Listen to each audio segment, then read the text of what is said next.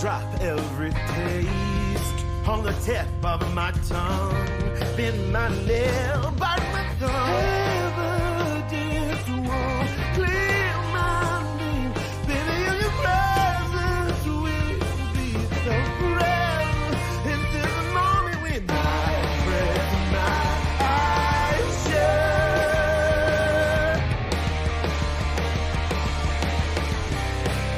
Now I'm ready. What else is going on in the water?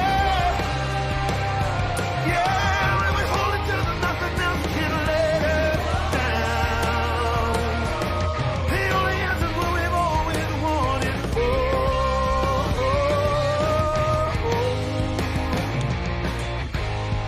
I'll do anything. I'm not asking this is mine through the perfect strings. 10,000 days on the line. This won't clear our names. Oh, baby, it's our last kiss. We'll last forever. That's the moment when I rest my eyes shut.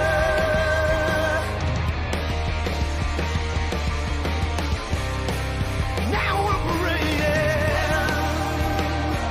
Yeah, the only answer's what we've always wanted. Ooh, and we hold it till there's nothing else can let us down. The only answer's what we've always wanted.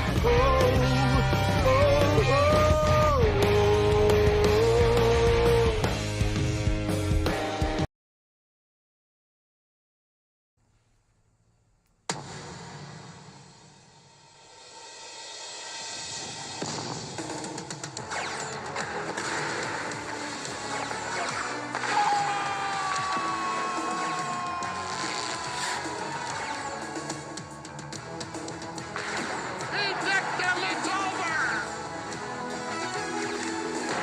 Top shelf where Mama hides the cookies!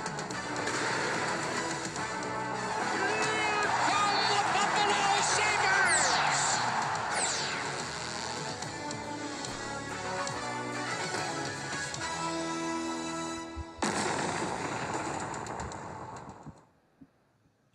Welcome back, everybody, from a little break there from the NHL All-Star break. This is I'll Hang Up and Listen, brought to you by Fatty Beer Company, Buffalo's premier market and tap room with 8 different Western New York locations, over 300 beers to choose from. Go check out Fatty Beer, especially on Sabres home game nights at their downtown location. 2-for-1 drafts for all Mug Club members. One of Western New York's only dog and kid-friendly bars. And let's not forget about Buffalo Logo Apparel Company, one of my favorite spots to get all of my Buffalo sports apparel needs. I'm a big hat guy. When it comes to your NHL Shield, Buffalo hockey trucker hat, or your Buffalo NFL Shield, keep on wagging the wrong one, snapback. A lot of different things to choose from your shirts, your hats, your hoodies. At Buffalo Logo Co. on Instagram and Twitter, at Fatty Beer on Instagram and Twitter as well. Go check them out. Connor, it's been a minute since we've talked face to face. I wasn't able to watch a lot of the game. I was at a work dinner, but I caught most of the third period. So I'm going to kind of lean on you tonight to really kind of lead the way on tonight's post game. But kind of take me through what happened here tonight, Bug, because I look at the final shot count. It seems like Buffalo should have won tonight. Yeah, you could say that. You could say that they dominated most of the game. I would say that the Stars had a lot of good opportunities, especially in the third period. UPL had to come up really, really big towards the end of the game there to give the Sabres a chance to actually tie it up. But from the first period on, even for the majority of the game in terms of special teams, they had way more opportunities on the power play. They had more scoring chances. They had more shots. The ice was tilted all night long in favor of the Sabres. And they ran into one of the best goalies in the league. Jake Ottinger hasn't necessarily played like we've known Jake Ottinger to play like this season. He's been hurt a little bit. His numbers aren't where he's been the first 2 full seasons of his career. But coming off an all-star appearance where he played pretty well. And also, I think he's fully healthy now. He was the Jake Ottinger that you would have expected to see for most of this season. He's my fantasy goalie, and he's been a huge disappointment. But tonight, he made 47 saves, and they got the win.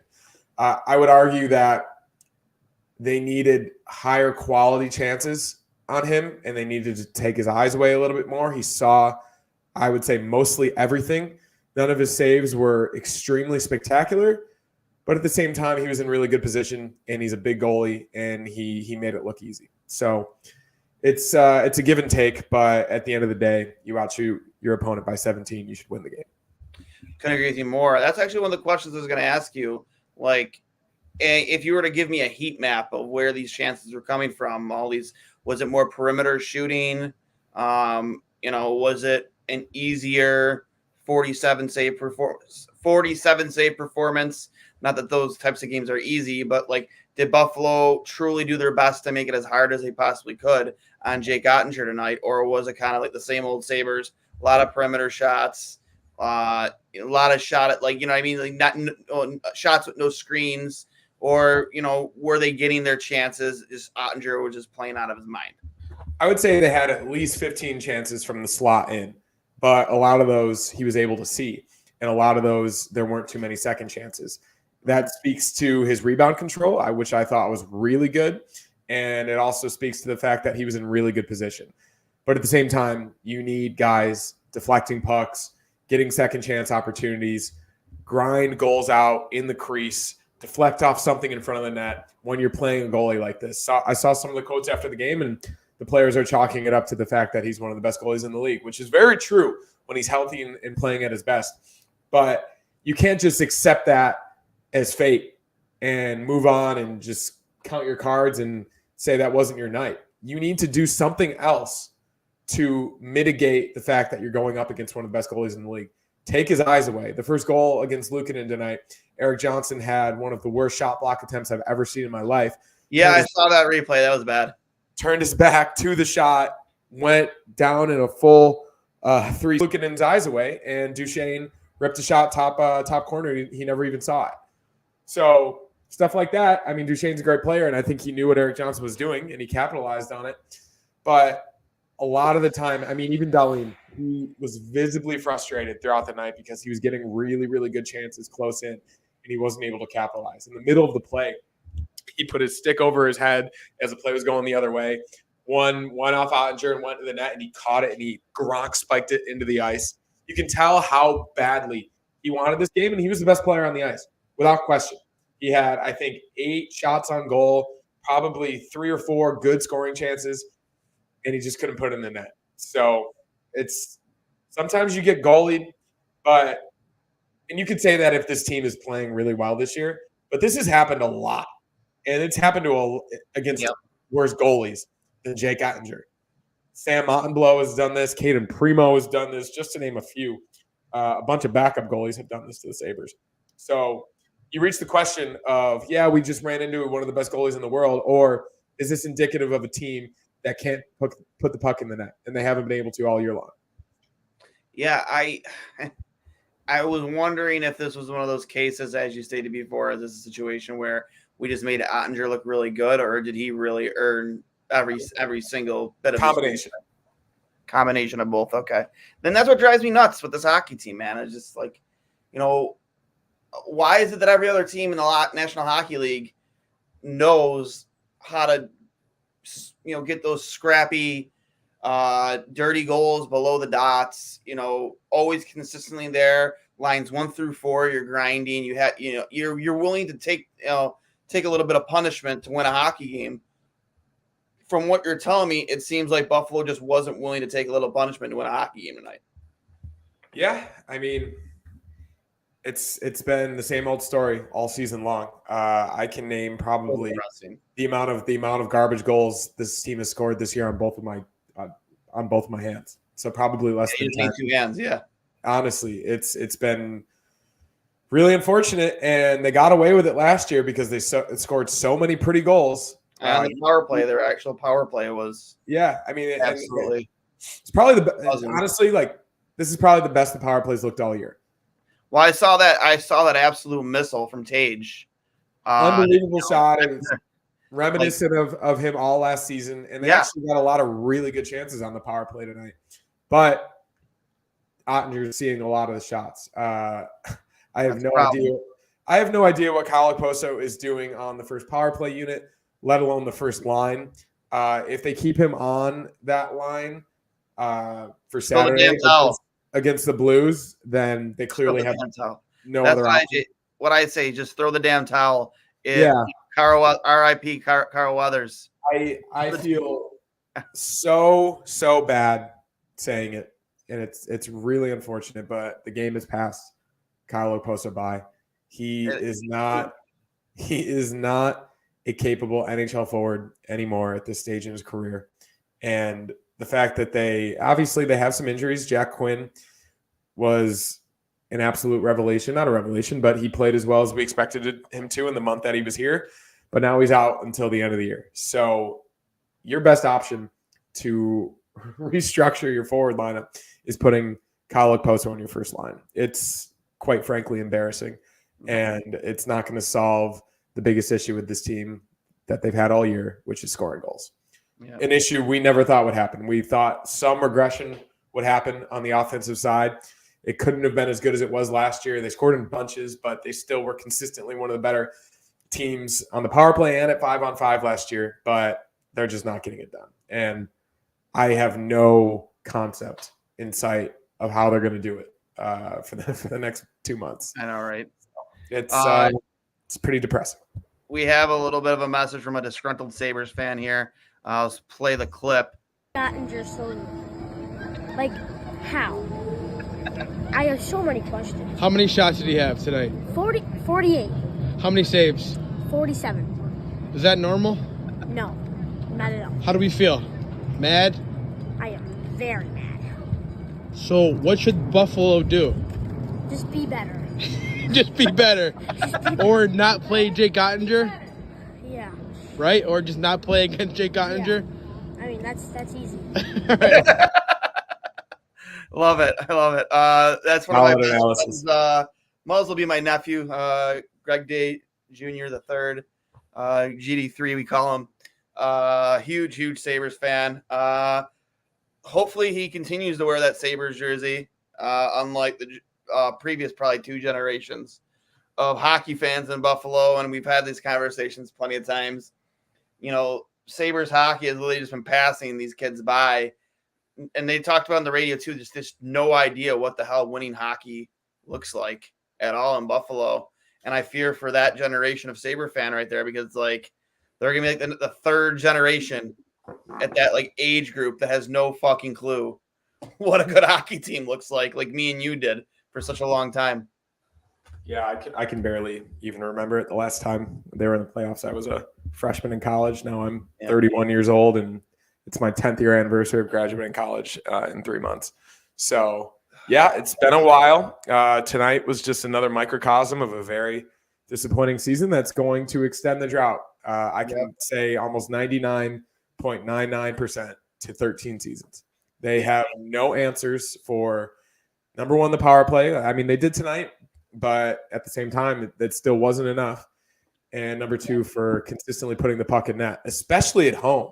I feel like this has happened a lot at home in front of their own fans this season, where they outplay a team, but they cannot find a way to put the puck in the net. So, comment from Kevin: Sabres deserve a better night, but again, only 2 in a row. Like, would it tonight been their third win in the row if they got it done? Would have been Kings, Sharks, and yeah. Oh yeah, you're right. Tonight could have been 3. First 3-game win streak of the season. So we're gonna have to do some giveaway with either Fatty or the above the logo. Some big elaborate giveaway if they finally can figure out a way to win 3 in a row. Yeah, I wouldn't want to dangle that piece of cheese in front of this fan base. like a Zach Benson jersey or something. Oh, they win 3 in a row. Another bright spot. Zach Benson again can play with anybody.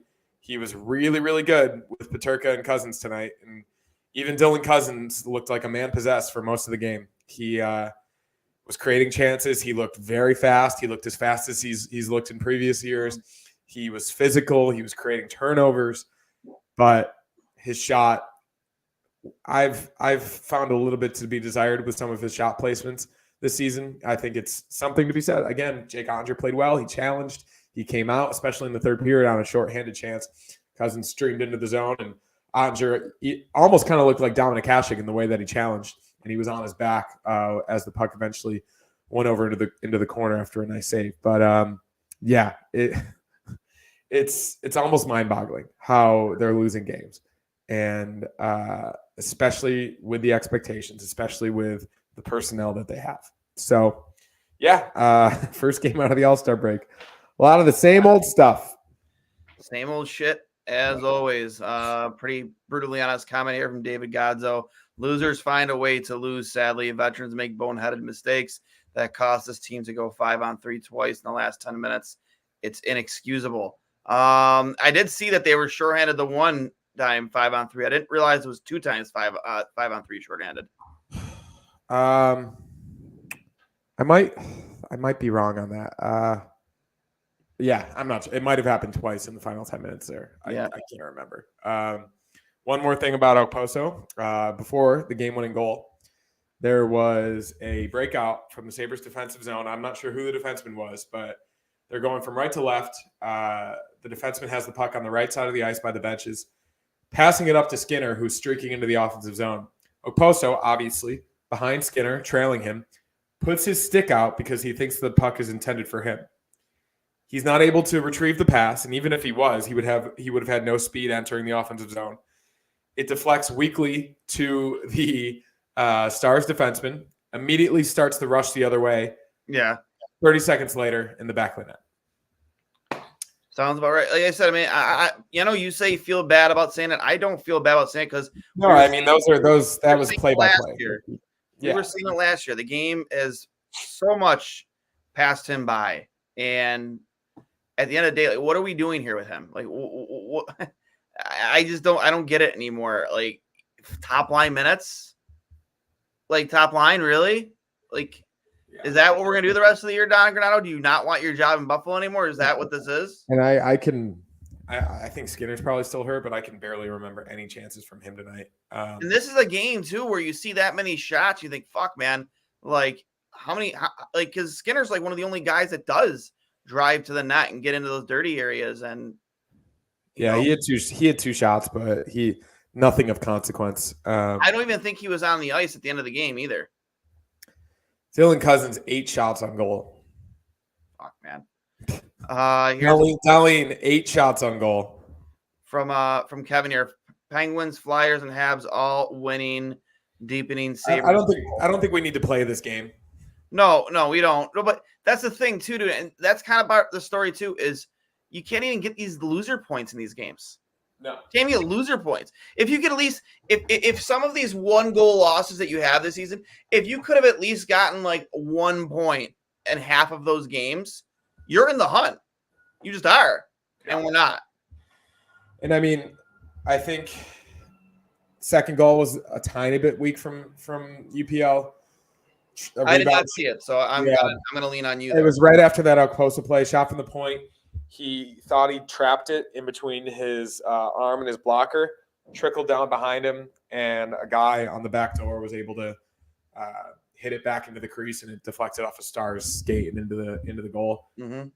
I think you want him to squeeze it, obviously, but at the end of the day, he made himself 29 saves, and especially in the third period, he was really, really good. So you cannot put the loss on him. For most of the year, we thought what was going to do this team in was goaltending, as it has for the past 10 years since Ryan Miller left.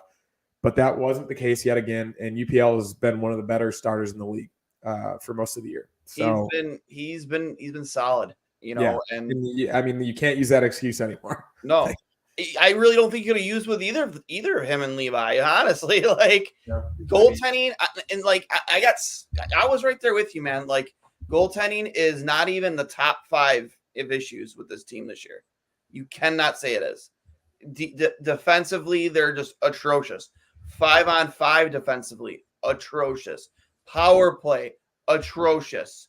Just soft to play against. I mean, you had Dylan Cousins earlier this season saying we're easy to play against. I will say this every single fucking night after a loss, even after a win.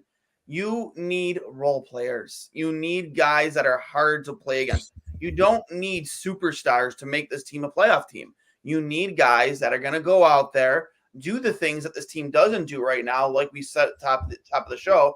Go in there, get in the dirty areas. Fill that heat map in front of the blue paint with red, whatever the color is they use. Like, you know what I mean?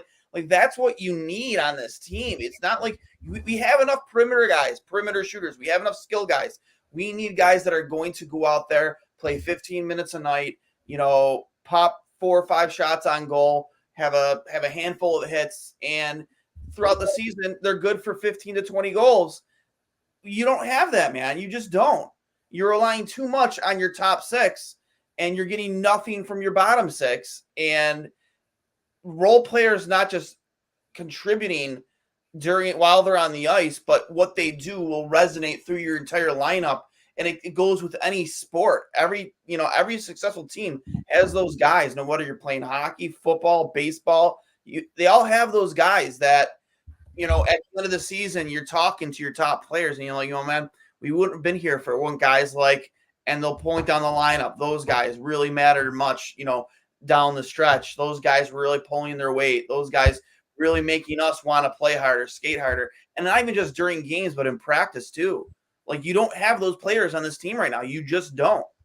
And that's what sucks, man, because what do you do to get those players? Do you find them in free agency? No, I don't think so. I think that comes via the trade market. I know Kevin Adams said something along the lines of, we're keeping all options open. Well, I hate to say it, man, but I want to keep him. I would love to keep him, but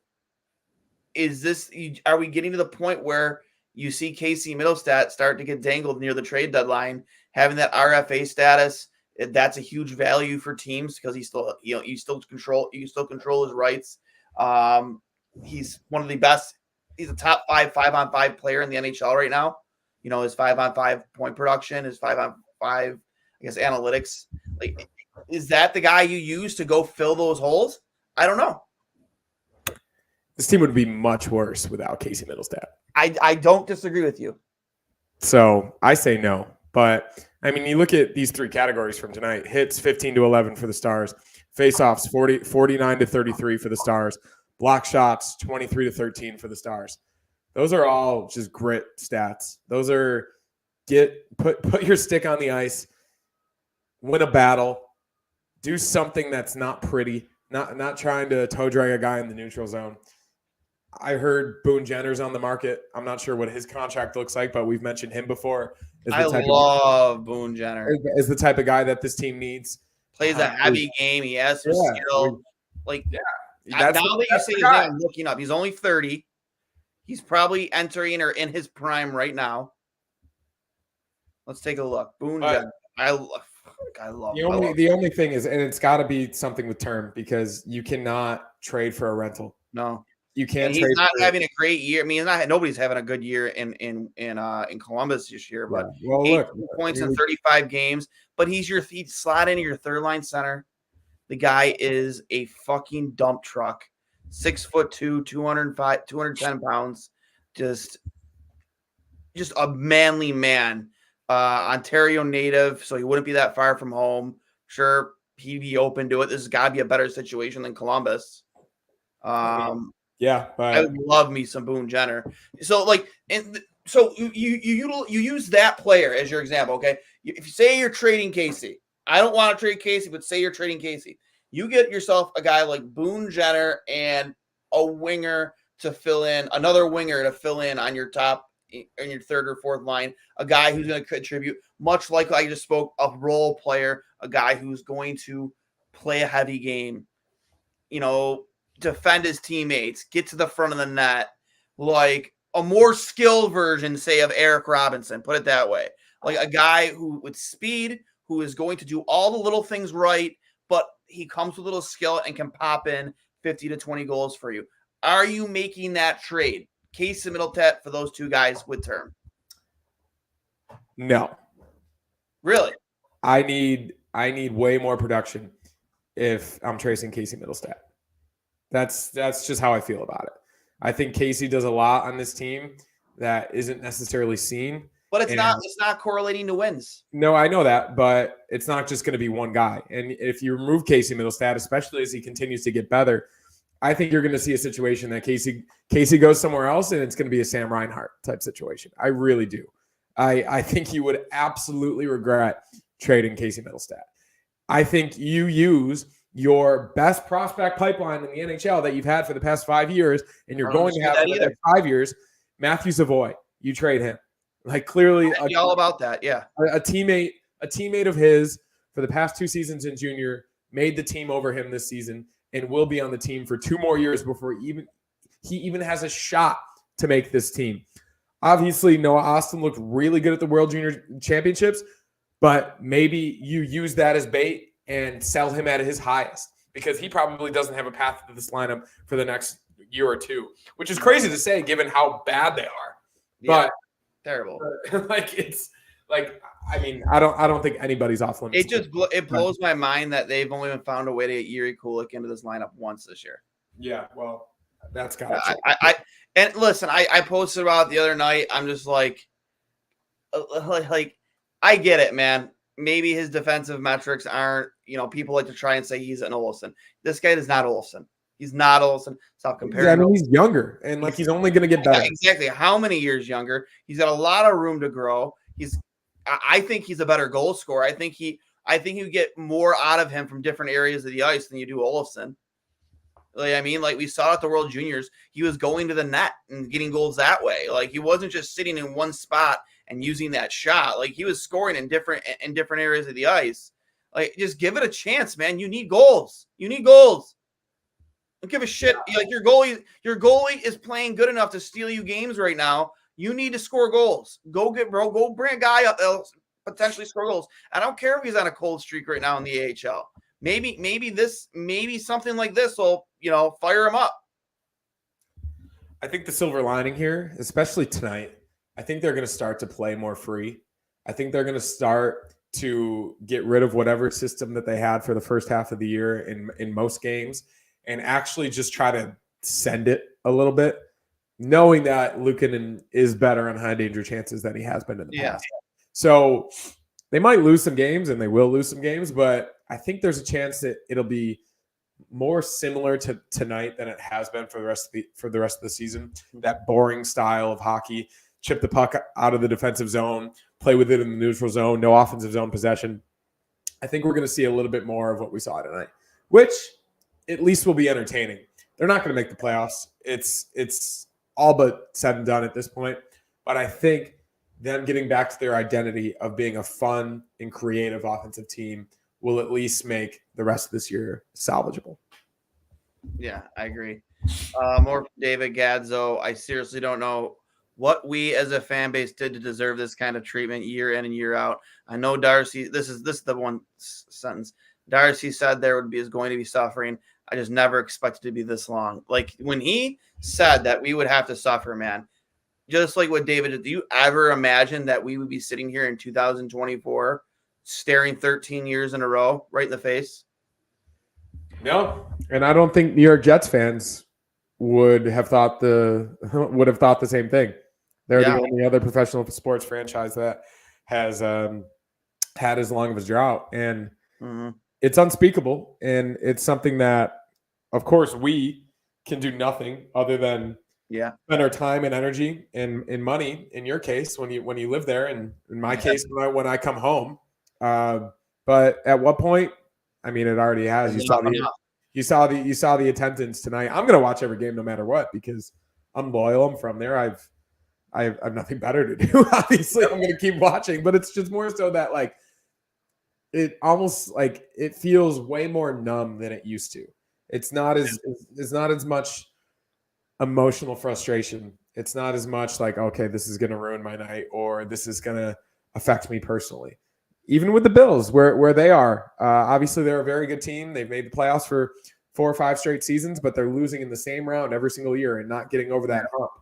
It's a different level of pain, and I'm not sure which one's worse, to be honest. But it's incredibly frustrating, and we all thought this could have been the year, and unfortunately it's not. So hopefully they actually sign some free agents, maybe make some trades, make actual roster decisions, maybe hire a president of hockey operations, a legitimate NHL coaching staff. How about that? I think a lot of those things would potentially turn this team in the right direction. But as we stand right now, they need to score goals, and they're not doing it. Couldn't agree anymore. From our best friend here, Mauricio, 48 shots on goal, can't score, high danger chances, no finesse. Again, I didn't see the game tonight. I just saw the stat line. I saw 10 minutes total. But yeah, sounds like from what you told me, a lot of perimeter shooting and not taking advantages of when you do get those chances below the dots in the slot. Yawn, the Sabres make another goalie look like Hasek. Dine should have been benched the entire third period. That stick over his head crap is for prima donnas. Win something first. I mean, he's frustrated, and so are we, and so is the team. Yeah, you want him to not be as emotional while the play is still going on, but I don't hate it, to be honest, especially because he was the best player on the ice tonight. So, Dylan Cousins' career 7% shooter every year, 14% shooter last season, right back to 7. Well, every year wasn't the season before last his rookie year. Well, he had 2 full seasons before this year, right? 2 or 3. Last year's 30-goal year. Yeah, and then the year before that would have been his rookie season, correct? Yeah, I don't know off the top of my head, but either way, I don't know. Tage has been and still is hurt. I agree with that. I post on the first line because Adam just doesn't care. I guess. I like Okposo, but he is useless. More from David Godzo.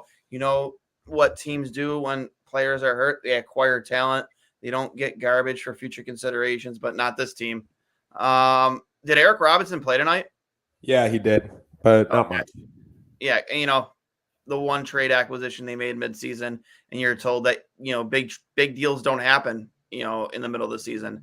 And then you see 2 happen, with Elias Lindholm and then obviously with Jamie Drysdale. So I don't want to hear that crap. They're there if you look hard enough. Bring Kulik or Rosen up and leave Okposo on the 4th line. I can't disagree with you. Half of Tage's goals last year seemed to come off of the power moves to the net, the Mario and Lou type goals. I had a conversation with a buddy about this too. Like, yeah, he scored a lot on the power play, with much like we saw tonight, but Tage pushed the puck a lot more to the net last year compared to this year. Yeah, I mean, that with that reach that you saw right in front of the net in the slot where he doesn't always have the time and space that he used to last year, and I think that's at least part of it. But yeah, he had a lot of those goals right in front of the net where he used that long reach and his obviously world-class hands to get around the goalie and score. So yeah, that's definitely been an element missing from his game. Donnie dipshit can't even call a timeout right. What the fuck is he doing? Yeah, I don't think Donnie wanted to take that timeout actually, because I think he didn't want to give Dallas the rest. I think he just wanted to get I don't know if he was trying to fake out the ref, make him think that he was taking a timeout, but I was a little confused there myself. Yeah, I mean, I don't think that made the difference. No. But I mean, I get it. You don't want to. Yeah, we've talked about many times how we're pretty confused with his terrible at his choice of timeouts. So. He's pretty fucking awful. It's as if it's Sean McDermott trying to call a challenge. Yeah, if they win 3 in a row, they'll probably follow up with a 6-game losing streak. Yeah, maybe possibly. Let's give UPL credit. He was great. He was fantastic from everything Connor is here telling me and what I saw in the third period. I mean, the last 10 minutes of the third period, especially, really, really good. Yeah. I think he'll probably want the second goal back, but you can't blame him for the loss. No, definitely not. More from Mauricio. Cousins has regressed a great deal. No finesse, poor shot placement. Time to trade Cousins for a role player. There's zero chance of trading Dylan Cousins. He just signed a 7-year extension, which I think will pay dividends. And I would say largely he's regressed this season, but in the past 10 games, he looks like the Dylan Cousins of old. I would agree. It just sucks that you have a guy like Jack Quinn come back and help him really kind of, get back on that path to, being the player that we're used to seeing last year and even the year before that. And then right away within what I think Quinn played 12 to 15 games, down again pretty much for the rest of the season. Let's be real. Kevin Adams during pregame showing no signs of panic. And he says he's upset. But I'm not seeing it. UPL should have had that second goal stopped, but the defense has to tie up and clear the crease. I saw something about Owen Power not tying up his man. Again, I didn't see the goal. I didn't see the goal, but I read something. It might have been Lance or Harrington said that Owen Power left his guy untouched. Yeah, I don't remember specifically, but yeah, I mean, Steele was in front of the net and the puck got behind him, and they were able to center and it went off his skate. So something along those lines. Nice to see Montreal passes in the standings. Every lotto ball counts. Hey, anyone see Macklin Celebrini score 2 goals in the Bean Pot last night? Oh, he looked fantastic. Yeah. The Bean Pot. Celebrate Celebrini. Yeah, celebrate Celebrini. Yeah, it was 2 5-on-3 penalties in the last 10 minutes. 7:49 left. UPL was called for tripping. 7:07 Greenway holding. Then Yokiaru tripping. 15:28 Clifton Crouch striking. 17:11. Yeah, love it, David. Thanks for keeping us fucking those are good. buttoned up there. I love it. Stats. It's a lot of work there. From Dave H. No more goalie excuses. How about Adam step up and get this team help? It might be a little too late. Not saying I don't want it to happen. I just think it's too late. They need bottom 6. Sabres are a 2-line team. I'd argue they're a 1-line team at the moment. Yeah, right now it's one. Yeah, it's not even talent that is lacking for this team to be in the playoffs. It's effort. They don't give the effort for an entire game. It's frustrating that half the team doesn't play hard all game, and that's been the story of this team too, man. It's like and it's sometimes, and I hate to say it, it is those bottom 6 guys that lights a fire under the top 6 when they're not carrying their weight and pushes them. You know what I mean? Like, I think this team just has too many players, again, even in the bottom 6 that are willing to just take a night off. Yeah, I'd say so, but I wouldn't necessarily say that tonight. I wasn't there. I wasn't there. I really thought the entire team played pretty hard. Dallas is a really good team, and they've been especially good on the road. And they've got a lot of really good players. They have a lot of those players that we talk about that we don't have. The Jamie Benn types. Heiskanen's obviously a really good defenseman. They have a lot of really good players, and they have one of the best goalies in the league when he's healthy and at his best, and you saw that tonight. So unfortunate, but I guess you got to try to move on and beat the Blues on Saturday night at home. Yeah, Okposo can't win puck battles, so Skinner doesn't get the puck passed to him. He just sort of mucks it up. Yeah, I mean, Okposo definitely isn't a guy that's gonna make good feeds to the front of the net, kind of where Skinner likes to hang out, looking for that one-time opportunity, sits backdoor a lot, gets to the front of net looking for rebounds. Like, that's just not Okposo's game. Yeah, yes, Dylan Baker agrees that you do not trade mitts, you trade picks and prospects. Dallas scores a goal off the foot in the crease. Oh, the agony. Oh, boy. Oh, yeah. I didn't even think of that. I've removed that from my my mental well-being. Unfortunately, that's a tough one.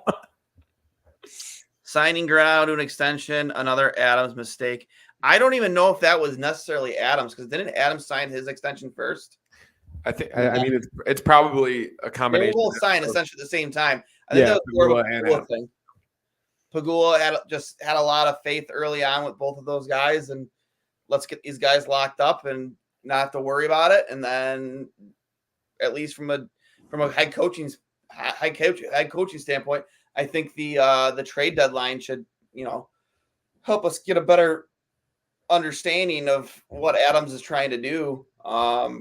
But at least from a coaching standpoint, I would say that extension was a mistake right now. Yeah, it seems like he's a little bit more of a developmental coach, which he's proven that he's really good at, and less of a NHL caliber bench boss. So Adam should go back to running the Harbor Center. I don't disagree with you. You have to you have to move Mitz because he's the only player with trade value that isn't ruined by contract value except Tage. Respectfully, Matt Savoy isn't getting you an NHL player of value. But Matt Savoy combined with a first or second round pick potentially would. And I don't think that's what. Well, I mean, what are Savoy's numbers right now? I mean, he's done really well in the WHL this season. He's basically had the same production he's had, more than a point per game player. He's proven that he's more than capable at that level, and he's a legitimate first round. Well, I just didn't. I mean, not that I disagreed with him going back to juniors. I think he fell victim of the fact that there just wasn't enough room on this roster, which is laughable when you look at this roster right now. But right now, for the Moose Jaw Warriors, I know he was traded. So far this season, he has in 39 games played, and I'm not sure if this is including his World Junior numbers. 76 points in 39 games played. I'll do elite prospects to get both. Well, I think that's what this is. Oh, it's both? Yeah. Yeah, I'm on elite prospects right now. It looks like that's what they're giving me. Yeah. I mean, I'm seeing. Why can't this site just work? Yeah. So that's indicative of a really good NHL prospect. This is what I'm saying. Like, he's one of your best prospects. Noah Ostlund's one of your best prospects. Isaac Rosen, who might not even make this team eventually. Who knows? You've got a lot of really high-end prospects.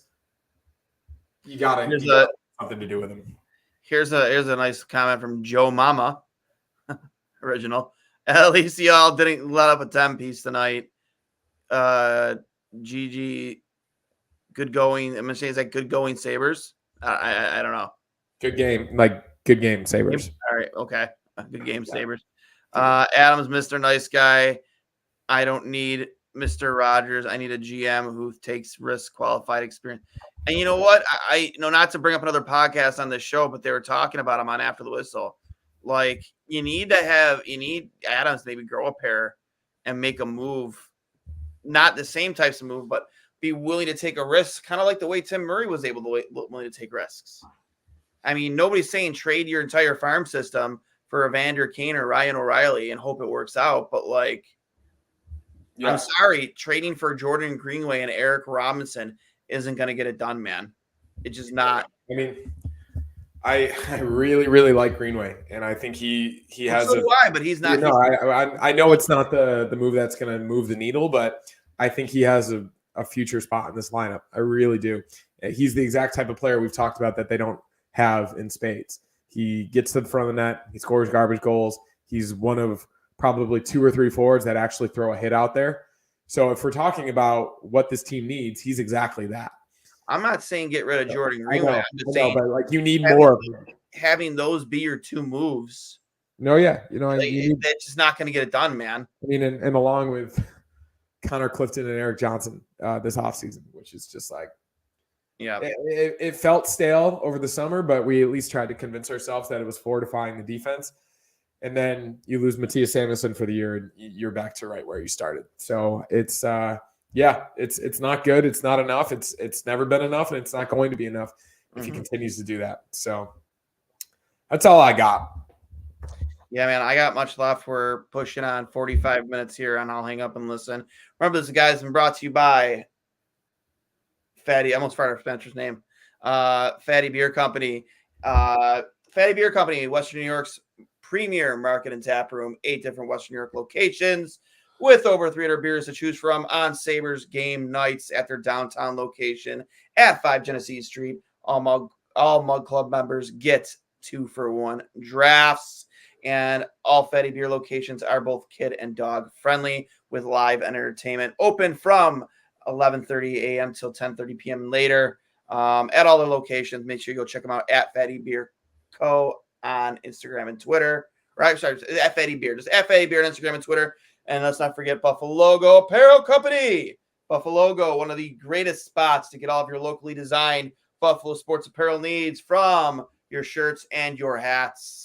Make sure you get over to at Buffalo Co. on Instagram and Twitter. make sure you pick up either of these snapback trucker hats, the NHL Buffalo Shield logo, the NFL Buffalo Shield logo, and go check them out. Tell them boys from Two Goalies One Mike sent ya. I should probably just get those ad recordings just recorded ahead of time.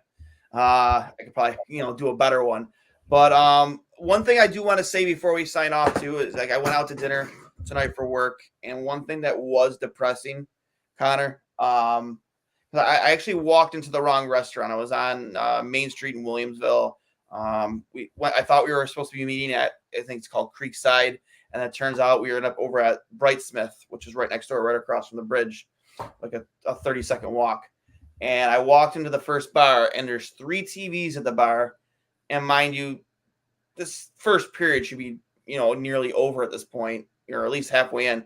The Sabres game wasn't on a single TV. So I think in my head, like, man, 10 years ago, you would have had you would have got motherfucked in any bar you were in if a Sabres game was on. There's a Sabres game on that night and it was on a TV in that bar. Now, there's basketball on one TV, like sports highlights on another, and I think honestly the third TV was showing like Seinfeld rerun or something. I'm like, you got to be fucking kidding me! Like, how depressing is that? Yeah, I mean it's indicative of the culture and the numbness that I spoke of that we kind of feel with each loss, and I think a lot of businesses, a lot of fans are feeling the exact same thing, and there's no demand for it because people are just.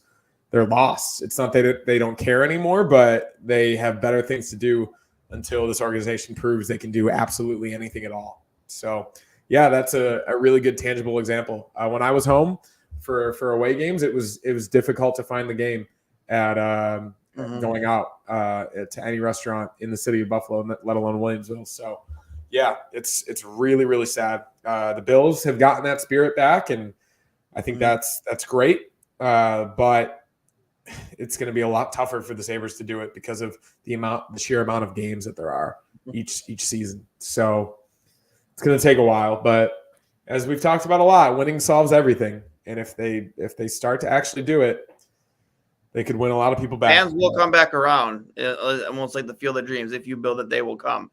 They're still here. They want, just give us a reason. Just give us a reason, because if you follow my Twitter feed, I've switched a lot of my passion over to WWE wrestling as of late. And you working at TMZ, you're familiar with a lot of what's going on right now. Familiar, but also so confused. And please do not. Do not. I heard a lot of it today. We did a segment today, and I'm so burnt out. I have no interest in hearing anything about Cody Rhodes and Roman Reigns. All I know is #, we want Cody, baby. Yeah, I know that. I know that. The Rock sucks. Don't do it. Don't do it. I'll do it. Don't do it. Don't do it, Rock. No, don't do it. The Sabre, they already zapped me of any amount of joy I have tonight. So I'm done. One last comment here from Brian. Listen, bro, I don't want to see people defending power anymore. I didn't watch the game, so I can't defend or criticize at all. I mean, yeah, he hasn't had a great second season. No two ways to go about that. But at the same time, are we going to write him off? I'll sign off if you want to finish the story. He wants to finish the story. No. I'll sign off. You can finish it if you want. I'm not doing this. I'm good. I'm gonna hop into bed. I got a long day tomorrow for work. So you guys, as always, can you smell what the Rock is shitty? Love it, guys. But we're gonna sign off. Sabres lose 2-1. Fail to win 3 in a row for the first time this season. Once again, when are we back again? Saturday night at home against the St. Louis Blues. Saturday night. So we get another little bit of a mini, not vacation, because there was no excuse tonight for them to not show up. I mean, they did show up. They played as well as they did. UPL and Paterka were down in Cabo. Owen Power was in Punta Cana. They were all on vacation. Darlene was up in Toronto. I heard that was a huge party. I'm surprised they played as well as they did tonight. Yeah. Well, Donley was back the very next day at practice, which I like to see that. Yeah, for sure. Yeah. Rest in peace, Toby Keith. That was news today too. So, R.I.P. Mr. Toby Keith. Don't really know much about the guy, so yeah. I'll hang up and listen. Remember, guys, we're brought to you by Fatty Beer and Buffalo Co. We will talk to you on Saturday night, unless we record before then. Hopefully we can. But we will talk to you guys later. You have a fantastic week. Let's go, Sabres, and hashtag we want Cody.